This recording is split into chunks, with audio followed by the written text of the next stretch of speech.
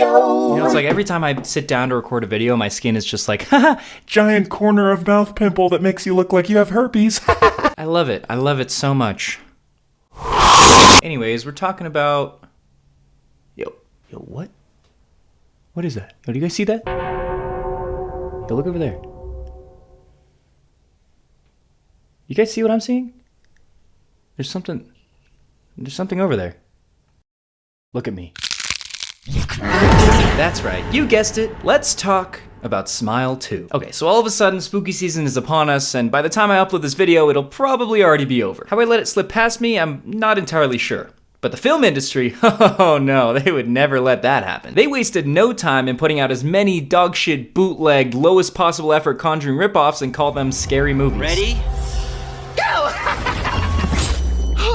I'm tripping balls, man! One of these movies, and perhaps the only one that truly caught my attention, was Smile 2. The sequel that no one really asked for to follow up the absolutely demented, disturbing, nightmare fuel horror movie that is Smile. Now, if you're a true fan of this channel and you were following me during my lightning reviews phase, you'll know that I actually did make a review on Smile. And what was my consensus? Well, it's an extremely ignorant take on mental health, all for the sake of a fucking movie. I gave that movie a 3 out of 10. And that's not based on anything that had to do with the beautiful cinematography, the pretty decent acting, the scariest plot and premise I'd seen in a horror movie in years, probably since Hereditary, but solely based on the somewhat half-baked opinion that Smile doesn't promote mental health in a progressive or very positive way. Now, while I still believe that to be true, I don't think it should have taken away from what this movie is. I mean, yes, it is a complete mindfuck about, well, suicide. So you could make the argument that it shouldn't have been made, but goddamn was it entertaining. I have to say, I really admire and commend the effort that was put into Smile. And in that other video, I mentioned its cinematography, like this motif of the upside down shots, the deceptive and smart use of background clarity, the absolutely nauseating use of foreshadowing. Yeah, remember that cat scene?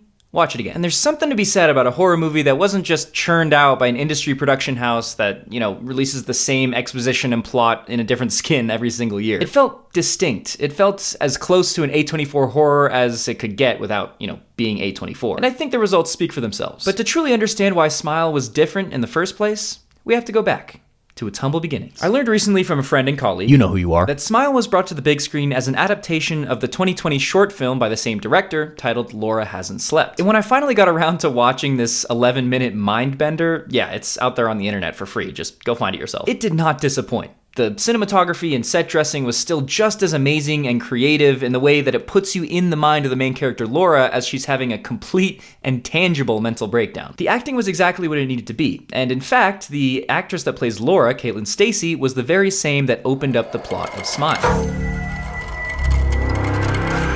The one difference I noticed between the short film and the feature was actually the exact same theme that made me dislike Smile in the first place. There was no curse, there was no, this is a parasite that makes people kill themselves in order to pass it on to the next person. It was just Laura having a really, really, really bad dream. So that makes me wonder, was this idea created to attract a wider audience for the big screen? Because if so, that's kind of fucked up. Can we just say that's fucked up? Or was it to extend the runtime, or God forbid, to prepare for a franchise? Oh, good lord. Because after watching Smile 2, I'm starting to feel like that was the idea from the very beginning. And hear me out here.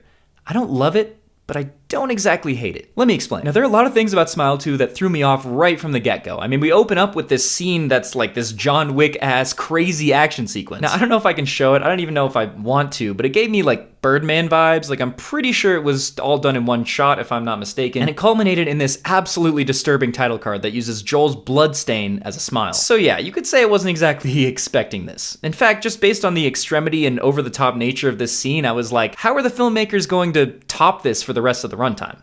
Well, for the most part, they did. This entire movie was a foot all the way down on the gas pedal that took everything that happened in Smile to the 10th degree, and I don't exactly think that's a good thing. Now, without spoiling too much, it's important to note here the context behind the main character Sky Riley in Smile 2, especially when compared to Rose from the original movie Smile. In Smile, Rose is a psychiatrist that leads a pretty uneventful life before the parasite latches onto her. She lives with her boyfriend and her cat. She seems to be pretty level-headed until, you know. And the filmmakers don't lead us to believe that she had any kind of trauma when she was younger. Hold up, wait a minute. Editor Gabe here, and I really gotta start doing more research when writing these scripts, because that thing, what I just said, is completely incorrect. In Smile, Rose is absolutely haunted by some trauma in her past of her mother being a complete drug addict and dying in front of her. Like, totally the opposite of what I just said. Although I will say it's not exactly as severe as the trauma that Sky is experiencing in Smile 2, but I'll get to that in a second. But just disregard that last thing. Anyways, back to the video. Now, why is this important? Smile 2 gives us the exact opposite situation in the main character, Sky. She lives this Rockstar lifestyle. She's constantly being followed and watched by fans and paparazzi. You know, we're talking spectacle, flashing lights, screaming, crazy fans that want to live under her skin. Not to mention that she's returning to the public eye after a horrific and traumatic accident that killed one of her best friends. So you could say she's not exactly in the best headspace for what's about to happen to her. And because of this,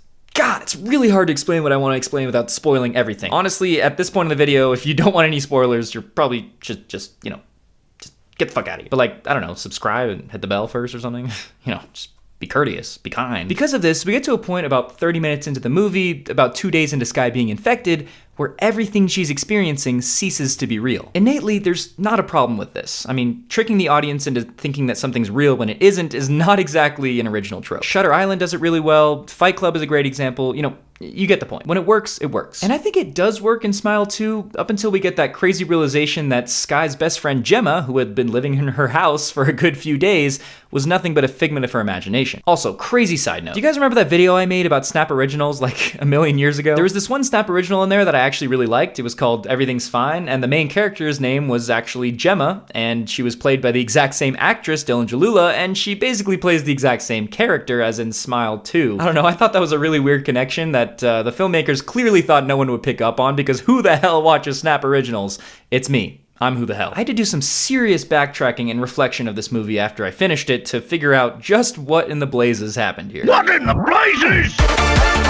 Because, okay, we end with Sky coming out to the first show of her tour that she had been dreading ever since getting infected, which means the entire side plot of the Pizza Hut freezer scene wasn't real, which can only mean the entire hospital scene of Sky killing her mother wasn't real, which means the entire character of Morris was just a hallucination, which means every interaction that Sky had on the phone, especially with Gemma, wasn't real, which we already knew, but it makes it that much more ridiculous when you realize that Sky was just fucked from the get-go, ever since Naked Man, I guess. And I had to work through this with a couple friends that I went to go see this movie with. You know who you are. Because honestly, it didn't make a whole bunch of sense. Probably like this video. I mean, it makes sense in the context of Sky, who clearly wasn't mentally and emotionally stable from the very beginning, even before getting infected, which ties into the whole theme of her wanting to be in control, but failing, which I guess was the whole point of the movie. But from an audience perspective, making the majority of the film events that only happen in the main character's brain kind of cheapens it a little bit. And this goes to show the biggest difference between this movie and the original, which is simply subtlety. In Smile, we still get the jump scares, we still get the unsettling nature of the parasite, but there are at least some aspects of reality in every scene. And I feel like this is what the filmmakers did so well in the original. I mean, we couldn't trust anything on screen because we still knew some of it was rooted in reality. In Smile 2, once the audience realizes that nothing that's happening on the screen is real,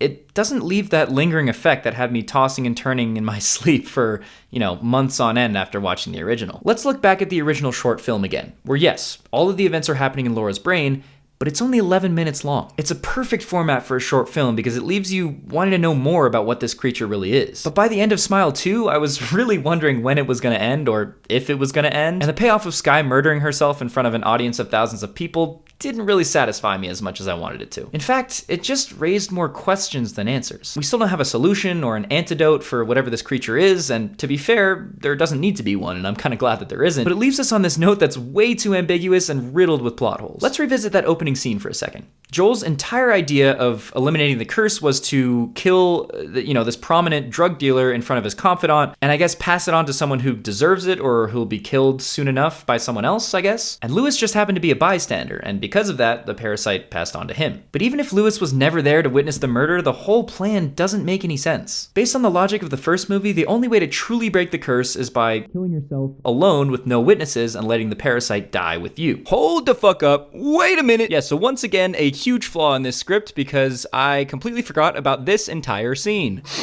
A man there escaped that chain by killing his neighbor and passing it to his neighbor's wife. Your patient is going to die unless she kills someone. That's the only way you can get rid of it. So yes, it turns out that the parasite can be passed on to the next person by murdering someone in front of that person instead of just, ending your life. Again, don't know why I didn't just fact check this before I said it out loud in front of a camera, but here we are. But the whole opening scene and Lewis getting infected still seems a little bit plot holy, so I'll just let you listen to the next 30 seconds of me rambling about something that probably doesn't even make any sense. All right, back to the video. And sure, there are scenes throughout the sequel, like the Pizza Hut freezer scene, that suggest that the parasite won't even let you do that if you try, through psychological manipulation. But Lewis ends up being the one infected. Why? Just because he was in the room to witness the traumatic act of someone killing someone else? And then I was thinking, well, some time passes between Lewis seeing the murder and then Joel getting demolished by that truck. So was Lewis somehow the person driving the truck? Well, that wouldn't make sense either, because that would be Lewis killing the person who's infected, which again, based on the experiences and proof of the previous movie, would not infect Lewis himself. Just need a bit of peace and quiet from your incessant yapping. So how does Lewis get infected in the first place? I personally have no idea. I'll just leave it to you guys in the comments. Go crazy. I would actually love to hear some fan theories on this. But then we get to this final scene where Skye kills herself in front of an audience of thousands of people. So I'm sitting there thinking, wait, so is everyone in the audience gonna get infected? But no, because we learned in the previous movie that it can only spread to one person at a time, which was supported by the fact that out of everyone in that opening scene, Lewis was the only one to get infected. Okay, so is this just a massive, giant, gaping plot hole? Pause. Again, just tell me in the comments. I have no idea. I can't think about this right now. Now, with all that, there's still a lot about this destructive parasite that intrigues me. Like, it gives Skye a potential solution to kill it once and for all by creating the character Morris. But if Morris was never real, that just means the parasite was stringing Skye along just to fuck with her before killing her once and for all. It's not just an evil spirit or a deadly disease, it has its own personality. It's conniving, it's intelligent, it's devious in the ways that it kills its victims. Which brings me all the way back to this idea of a Smile franchise. Now, based on the ending of Smile 2, I can only imagine that the filmmakers are gonna try to expand this universe with at least a third movie. And I can't imagine it'll be good.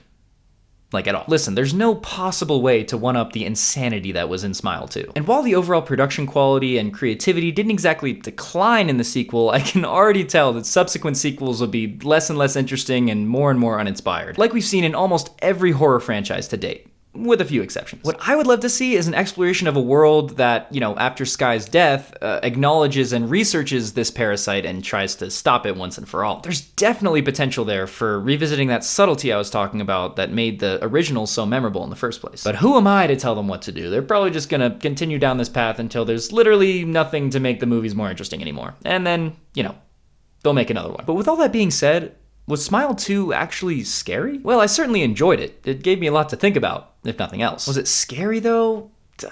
Not exactly. Go into this movie knowing that it has some real intense gore, a lot more action than you might be expecting, and a couple jump scares that kind of work. But for sure, it's fun to see in theaters. There's no doubt about that. And if you already saw Smile 2, let me know what you thought in the comments. Other than that, I think that's pretty much it. I mean, I talked about a lot of stuff, but how did we even get here? When do you remember clicking on this video? Do you even remember getting up this morning? Who are you? Who am I?